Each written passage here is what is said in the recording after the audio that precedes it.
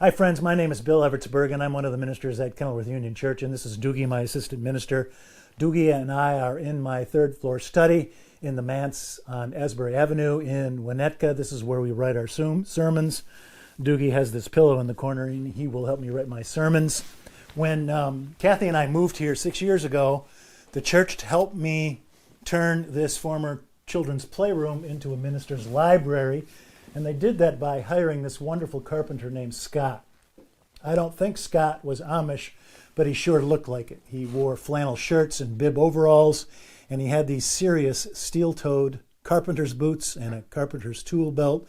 And he had this wonderful full beard that wrapped right around under his chin, but his upper lip was clean shaven, like you see on Amish men sometimes.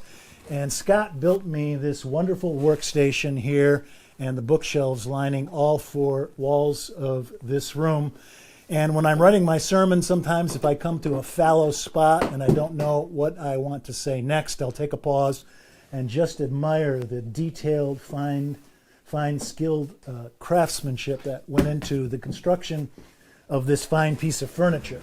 And so the veneers are flawless, and the joints are tight, and the design is clever. And Scott even installed these ingenious quiet close desk drawers in my workstation. I love these things.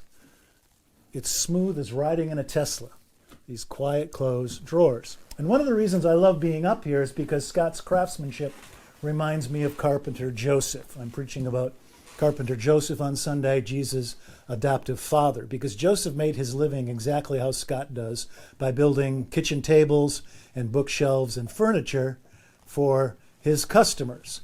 So when the Greeks talked about carpenters, the word they use is tekton. Matthew and Mark describe Joseph as a tekton, which meant a craftsman, a woodworker, a cabinet builder, even a stonemason or an engineer, anybody who built objects for their customers.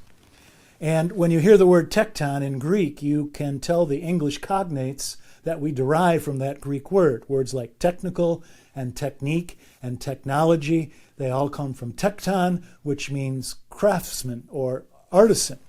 And of course, Matthew and Mark also tell us that Jesus inherited the trade of his adoptive father, which was common in first century Galilee. Joseph the carpenter is one of my favorite characters in all of the Bible, because he's just this quiet, unassuming, loyal, faithful, blue-collar working man. Joseph never speaks a word in the Bible. He has this internal dialogue with himself when he's deciding if he ought to continue to take Mary as his wife even after she becomes pregnant with this child who is so evidently not his own. So he has this internal conversation with himself, but he never speaks an audible word to another human being. Joseph had nothing to do with Jesus' procreation or his begetting, and yet Joseph the carpenter plays this absolutely critical role in God's salvation history with God's people.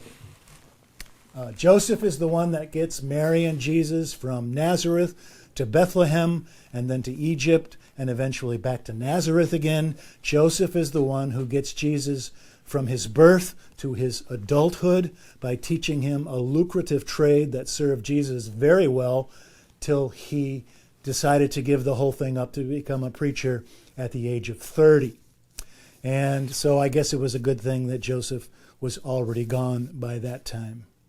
Now, who knows what would have happened to Jesus and Mary if Joseph had decided to do what all of his friends were urging him to do, to abandon this apparently unfaithful woman and this apparently illegitimate child, and just to move on.